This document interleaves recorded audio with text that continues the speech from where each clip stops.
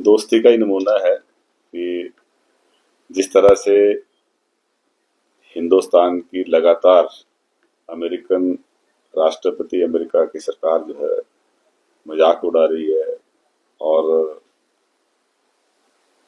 आप देखते हैं कि जो ये टैरिफ बढ़ाया, इससे पहले भी किस तरह से इंडिया को ट्रीट किया।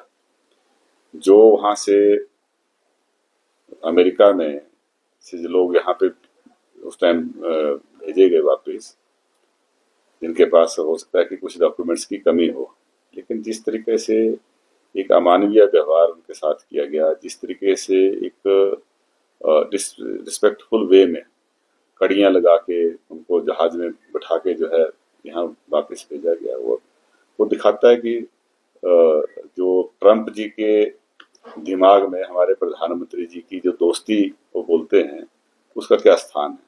ये हिंदुस्तान की बेइज्जती है, हिंदुस्तान का अपमान है।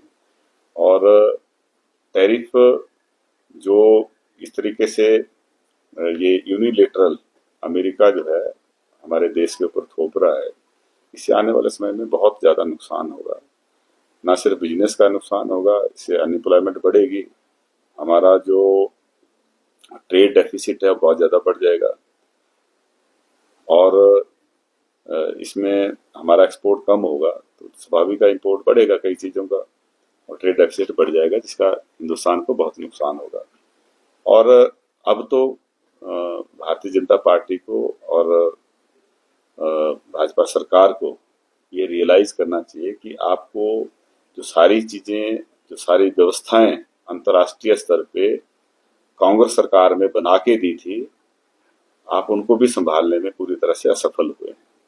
नया तो कुछ नहीं कर पाए, सिर्फ भाषण सुनने को मिले। और जिस तरीके से इनकी विदेश नीति फेल हुई है ऑपरेशन सिंदूर के समय में, पाकिस्तान जैसी कंट्री के साथ लगभग 5 दुनिया के देश जो हैं पूरी तरह से उसके साथ में खड़े हो गए, हमारे साथ कोई देश खड़ा नहीं हुआ। ये भारत सरकार की विदेश नीति की सबसे बड़ी असफलता है, तो इनको इसमें चिंतन करना चाहिए। इंडिया के वोटर को रिझाने के लिए आप अंतर्राष्ट्रीय मंच पर जो है बहुत बड़ा नुकसान भारतवर्ष का कर रहे हैं, भावी पीढ़ियों का कर रहे हैं। अब आपके सामने है ना, देखो पहले तो हम भविष्य की बातें कर रहे थे, अब तो प्रमाणित हो चुका है कि अमेरिका के राष्ट्रपति ने किस तरह से बिना भारत सरकार से बात किए सीधा जो है सीज फायर की घोषणा कर दी। इसी से ज्यादा डिसरिस्पेक्टफुल क्या हो सकता है किसी भी देश के लिए। उसका कोई तरीका अपनाते, सीज फायर होता है, कोई भी लड़ाई होती है उसका अंत होता है, लेकिन रिस्पेक्टफुल वे होता है, उसकी कुछ टर्म्स एंड कंडीशन होती हैं।